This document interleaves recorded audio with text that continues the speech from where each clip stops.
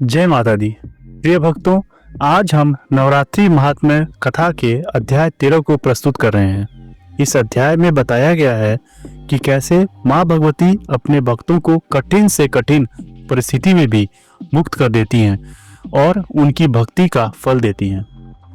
आइए कथा प्रारंभ करें। प्राचीन काल में सिद्धपुर नामक नगरी में सत्यकेतु नामक एक राजा राज करता था। वह धर्मपरायण, सत्यवादी और माँ भगवती का परम भक्त था। हर नवरात्रि में वह 9 दिन तक कठोर उपवास करता और माँ दुर्गा की विशेष पूजा अर्चना किया करता था। लेकिन सत्यकेतु के राज्य में असुर केतु नामक एक दुष्ट राक्षस का आतंक बढ़ता जा रहा था। वह अपने छल और कुटिलता से लोगों को भयभीत करता और माँ भगवती के भक्तों को सताता। उसने संकल्प लिया था कि इस संसार से देवी की भक्ति को समाप्त कर देगा।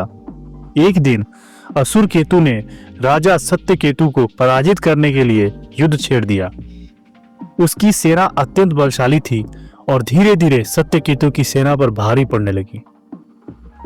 राजा सत्यकेतु को जब लगा कि उसकी हार निश्चित है, तब उसने अपना समस्त बल त्याग कर माँ भगवती के शरण में जाने का निश्चय किया। वह युद्ध भूमि को छोड़कर घने जंगल में चला गया और वहां नवरात्रि व्रत रखकर माँ भगवती की आराधना करने लगा। राजा ने 9 दिनों तक निर्जल व्रत रखा और माँ दुर्गा के महामंत्रों का जाप किया। 9वीं की रात्रि को माँ दुर्गा प्रकट हुई और बोली, वत्स, तूने सच्चे मन से मेरी उपासना की है, इसलिए अब तुझे भय करने की आवश्यकता नहीं। मैं स्वयं तेरे शत्रु का नाश करूंगी। माँ भगवती के दर्शन पाकर राजा ने उन्हें प्रणाम किया और अगले ही दिन युद्ध भूमि में लौट आया। जैसे ही युद्ध आरंभ हुआ, माँ दुर्गा ने अपने चक्र और त्रिशूल से असुर केतु का संहार कर दिया। राजा सत्यकेतु की सेना को नया उत्साह मिला और उन्होंने पूरे राज्य को दुष्टों से मुक्त कर दिया। राजा ने माँ भगवती के चरणों में शीश झुकाया और संकल्प लिया कि हर वर्ष नवरात्रि का व्रत और महोत्सव पूरे राज्य में धूमधाम से मनाया जाएगा।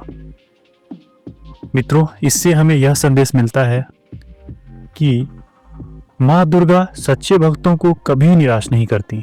जो व्यक्ति नवरात्रि व्रत सच्चे मन से करता है, उसकी हर बाधा दूर हो जाती है। अधर्म और अन्याय का अंत निश्चित है और माँ भगवती सदैव सत्य और धर्म का साथ देती हैं। भक्ति, श्रद्धा और तपस्या से असंभव को भी संभव बनाया जा सकता है। अगर आपको यह नवरात्रि महात्म्य कथा अच्छी लगी हो तो वीडियो को लाइक करें, शेयर करें और चैनल को सब्सक्राइब करें। आपका एक शेयर और कमेंट माँ भगवती की महिमा को आगे बढ़ाने में सहायक होगा। जय माता दी।